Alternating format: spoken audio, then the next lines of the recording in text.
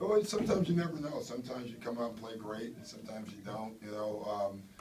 We clearly didn't have the energy. I think you can see that.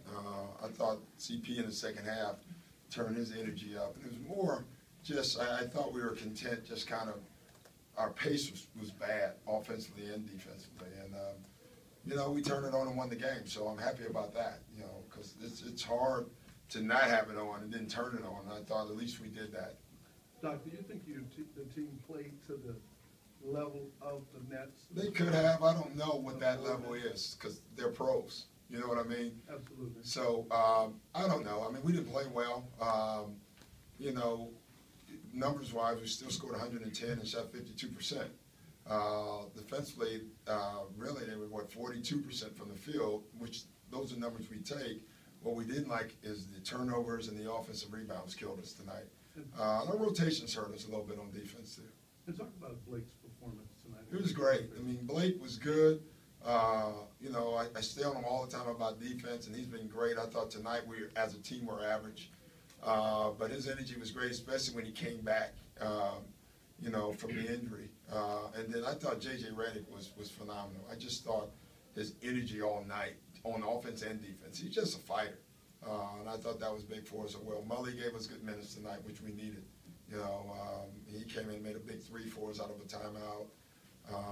And just he's playing more solid.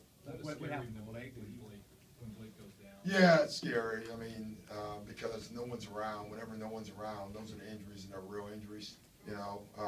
It's amazing. You can run into somebody at 1,000,000 miles an hour, you're rarely hurt. But when you see someone go down and no one's around, then you're scared because that means your body just decided he didn't want to play anymore. Your body does. And so that was good that he was able to come back, and he was fine. What did they look at with him? I have no idea. I thought it was Achilles because that's what I thought he pointed at, but honestly, I never asked. Hey, Doc, I know you weren't exactly looking forward to playing Pierce and KG, but would it have been nice at least to see him? Yeah, but I talked to him. I mean, I know when Kevin doesn't play, he never comes to the game. Paul either, for that matter. That was something we set up in Boston, and so now the Brooklyn Nets have to deal with it. So I thought that was actually funny, that part of it.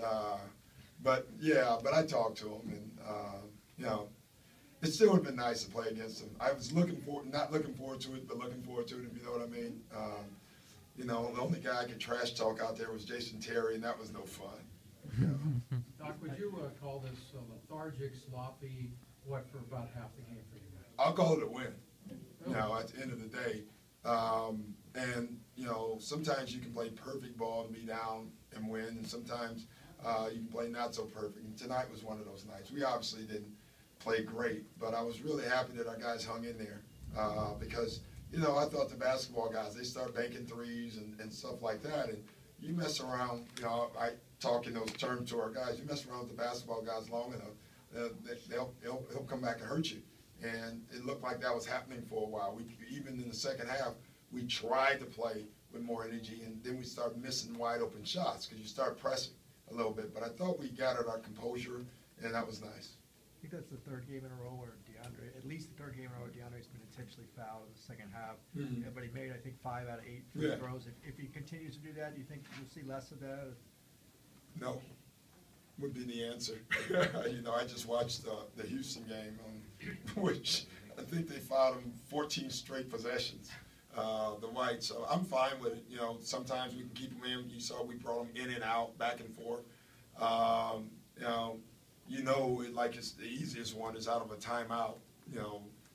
That's why we brought in Matt on the one because you knew we were coming out of a timeout. They were going to try to foul, and you could see Reggie like, wait a minute, he's not in here. Then you bring him back in. So it's just. But I'm very proud of DJ. Number one, when he comes out, he's good. He doesn't want to come out. He shouldn't. But when he comes back in, he has his focus. So nothing's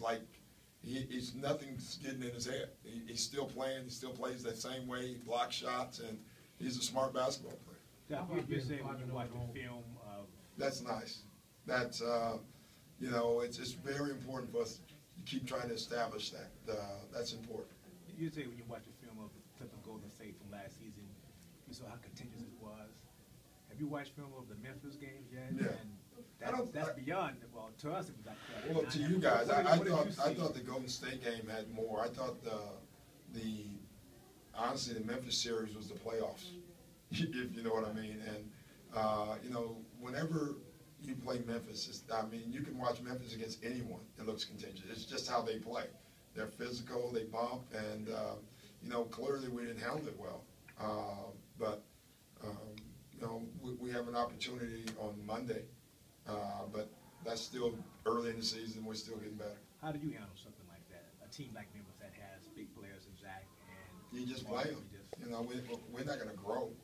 You know, we're not going to get any bigger or stronger. I think we're big enough and strong enough, quite honestly, and we're just going to go look them in the eye and guard them. And they're going to look us in the eye and guard us. I don't think you need to trip the game up at all.